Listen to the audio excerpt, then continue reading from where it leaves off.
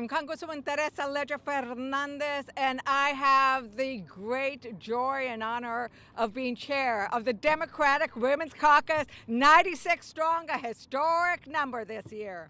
Yay! And you know what? We're here to say women cannot afford Trump. He costs us too much in terms of money, health, lives, and safety. We cannot afford to have 40% of the newborn infants at risk of health complications because their pregnant mommies lost Medicaid coverage. We cannot afford the increased cost of groceries, gas, and housing when Trump decides to declare war on our allies, Canada and Mexico. We cannot afford him stealing our reproductive health care rights and taking away our decision to make a family when we choose and how we choose. We cannot afford the discrimination. We cannot afford the discrimination he is unleashing against women everywhere, from firing admirals at the Coast Guard to cutting women's health research and slashing programs to combat violence against women. These are not woke programs. These programs affect over half of our population. Damn it, respect women. Discrimination and violence against women should be condemned by everyone. Republicans and Democrats alike. We cannot afford the increased child care cost when he cuts Head Start and the Department of Education. We cannot afford to take care of our grandmothers and our parents when they cut the programs that pay for their nursing home care. From cradle to old age, this man and the Republican agenda is devastating for America's women. We want the world to know we stand in protest, we stand in power, we stand in pink, and we stand in opposition, don't we, mujeres? Yeah. We want to remind everyone that it only takes three.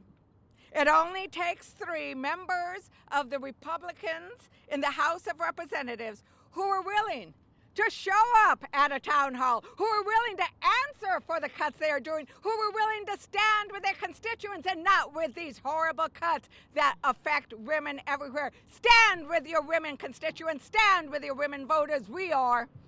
Stand with women. Stand with women. Stand with women.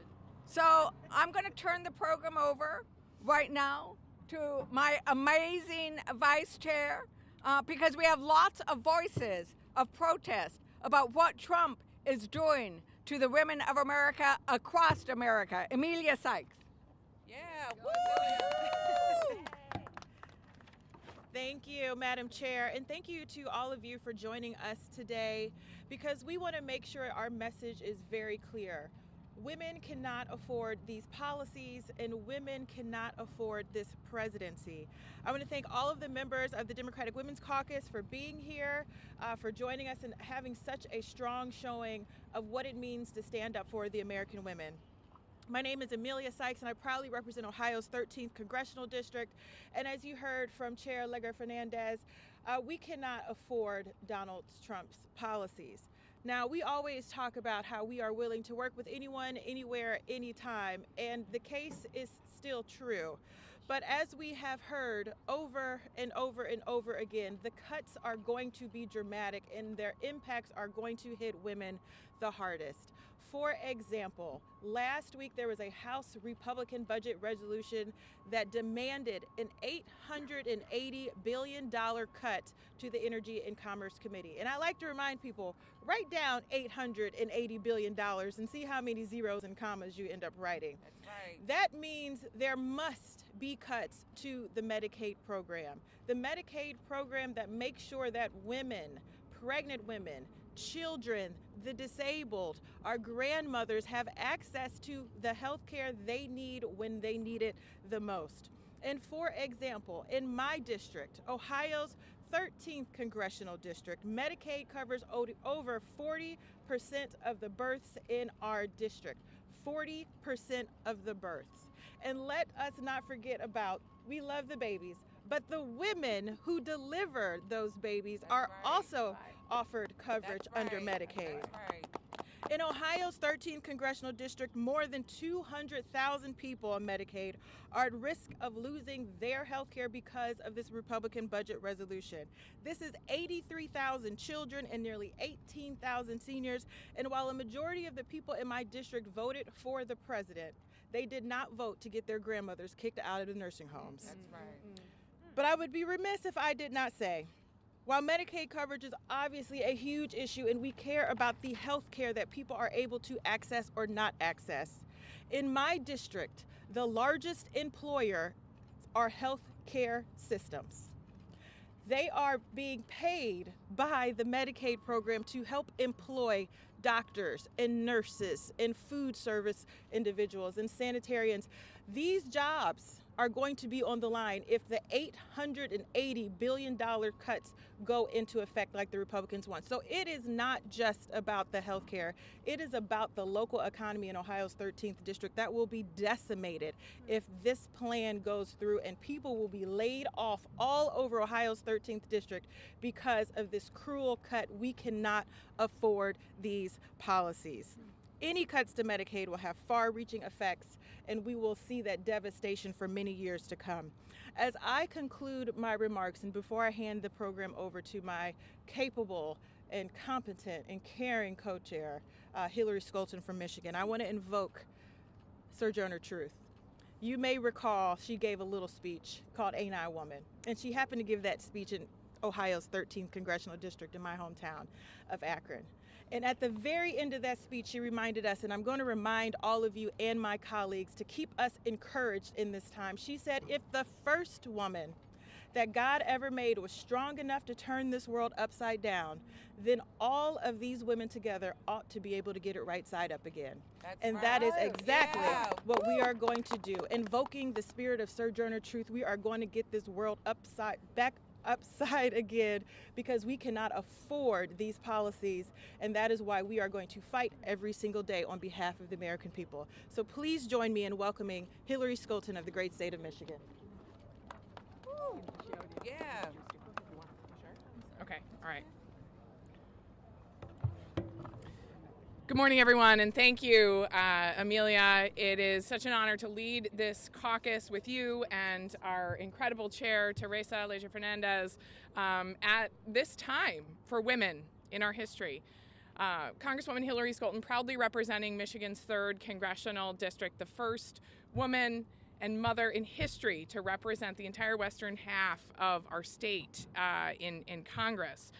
Tonight, Donald Trump will stand before Congress in the People's House and deliver his vision for our country. Behind the slogans and empty promises, his agenda is one that will devastate women and families across America. And nowhere is that clearer than in his and the House Republicans' relentless efforts to rip health care away from millions of Americans. They tried to come for Medicare. It fell flat. They tried to come for the Affordable Care Act. It fell flat, just like that sign. And now they're coming for Medicaid. Medicaid is a lifeline for millions of Americans. In Michigan, it provides health coverage for 2.3 million people, nearly a quarter of our state. That includes nearly 40% of all children and 1 in 3 moms and newborns. Medicaid is the backbone of our health system, and Trump wants to rip it away. If Trump and House Republicans get their way, Michigan families will be left making impossible choices. Moms will be forced to choose between paying their rent and putting food on the table, or their children's life-saving medications. Parents, like a mother in my district I recently spoke with whose 2 young daughters were born with congenital cataracts and glaucoma, will be left wondering whether they can afford the life-changing treatments that keep their children from going blind. No mother should ever have to put a price tag on their child's future, but that is exactly what Trump and House Republicans are pushing. Listen carefully. Listen carefully to what they're saying tonight. They'll say things like, the budget proposal doesn't mention Medicaid once, but what they are not saying, and they could say, is that they will protect Medicaid. because they have no intention of doing that. And what they will do is rip it away. Let's be honest about who gets hit hardest. Women. Whether it's a new mother who needs postpartum care, a woman managing a chronic condition, or a family caregiver trying to keep her aging parents safe and healthy. These cuts are a direct attack on women's health and economic security. Trump and House Republicans are trying to disguise these cuts as fiscal responsibility.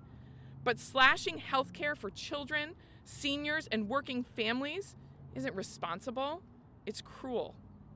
It's an assault on the dignity and well-being of the 18 million women and 40 million children who rely on Medicaid across the country, and we will not stand for it. The Democratic Women's Caucus will keep fighting for every family, every child, every mother who depends on Medicaid. We will fight against these reckless, heartless cuts, and we will never stop fighting to ensure that healthcare is a right, not a privilege, for every American. We have no greater champion in this fight than the fearless leader of our caucus, our Democratic whip, Katherine Clark. Thank you, Hillary. I am so thrilled to be here with the Democratic Women's Caucus. We are a powerful voice for women across this country and for families at home. So we are 6 weeks in to the Republican trifecta. They control the House, the Senate, the White House. They have the power to deliver for whoever they want to. And who have they chosen to fight for?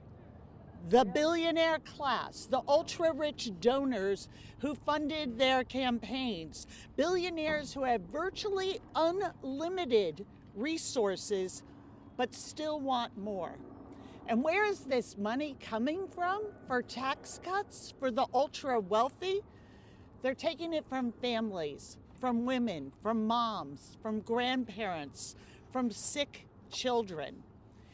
Elon Musk makes more in one day than NIH spends all year on childhood cancer research. More in one day, but that hasn't stopped him from stripping out and defunding that research, or cutting children's health care, or slashing their school budgets, or taking away school lunches, or going after Social Security and Medicare. And the House GOP is falling in line, following orders and letting him do it, because they aren't going to feel the consequences personally.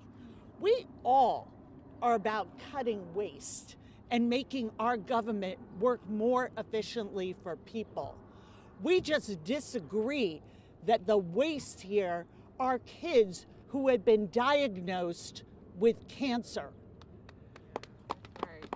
There are few nightmares that I can imagine more terrible than learning your child has a serious diagnosis.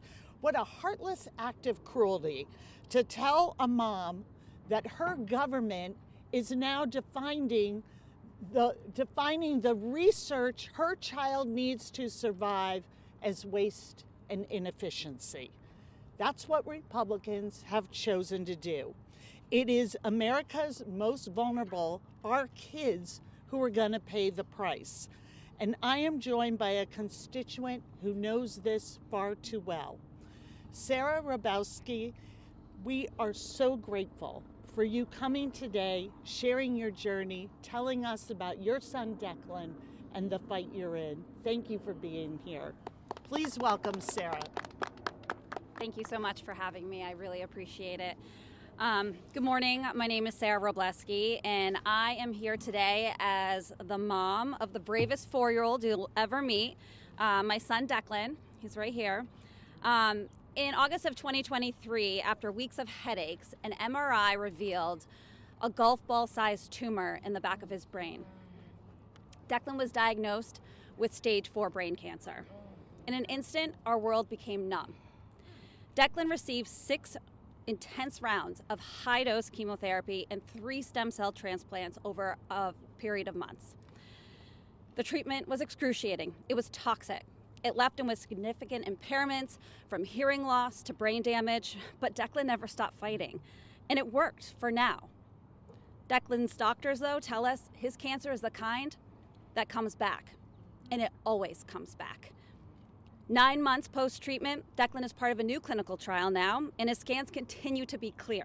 Nothing short of remarkable.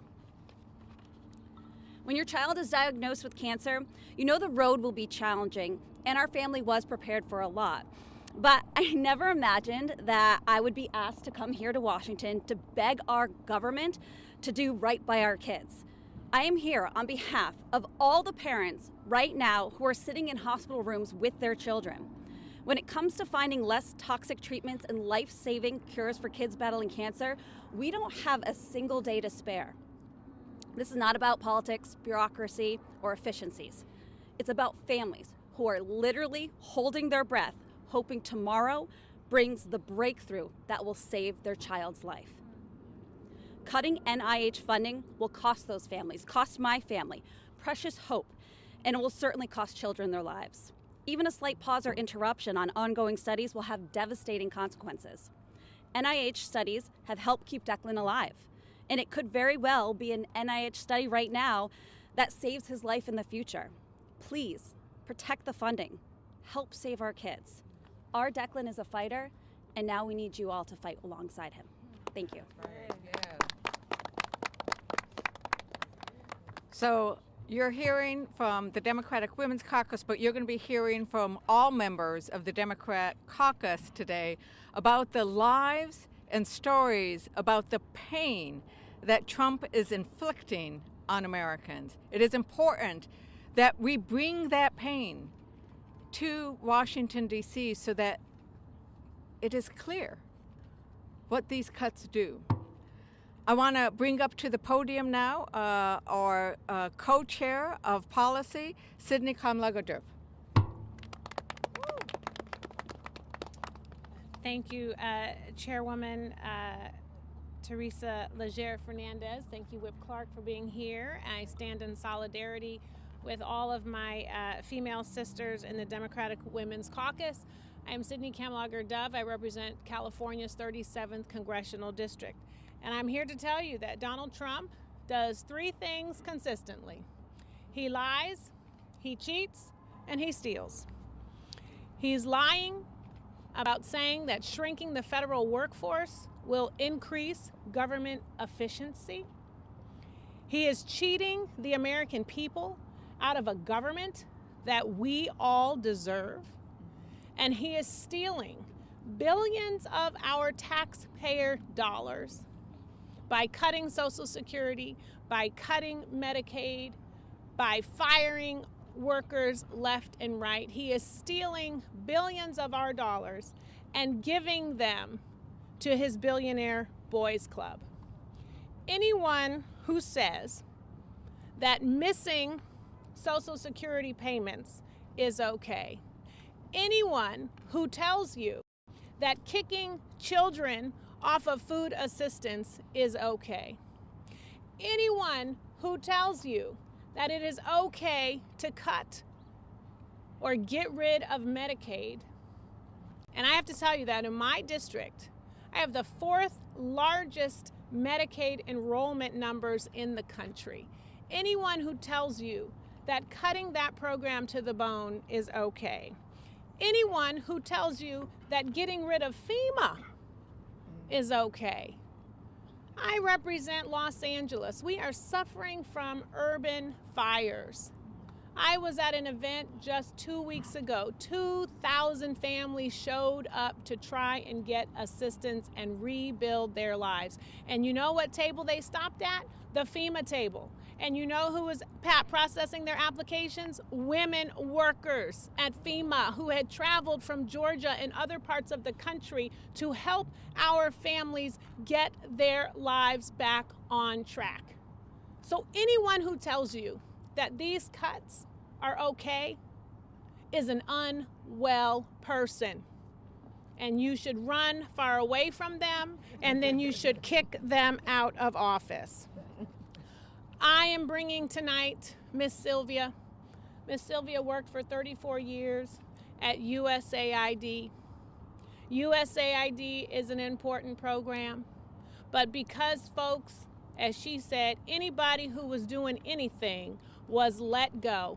And this included pregnant women workers who then miscarried because they had been fired and lost their health insurance. New mothers who had just purchased a house with their entire savings and now they've been fired. Women who were involved in IVF treatments to have babies were given 15 minutes to pack up their stuff and get out like criminals. This is not okay. And we are here to tell it to this man's face. Stop disrespecting the American people. Stop stealing our taxpayer dollars. Stop making eggs $15 while not keeping planes up in the sky. And stop lying. Stop lying to our faces. Because all of these actions only show us that you don't care about this country, you don't care about the American people, you don't care about mothers and their children. You don't care about this country, and that is unacceptable if you claim to be the President of the United States. So we are here, we are not going anywhere, we are going to continue to fight back, and we are going to continue to speak lies to his truth, to his stealing, and to his cheating. Thank you.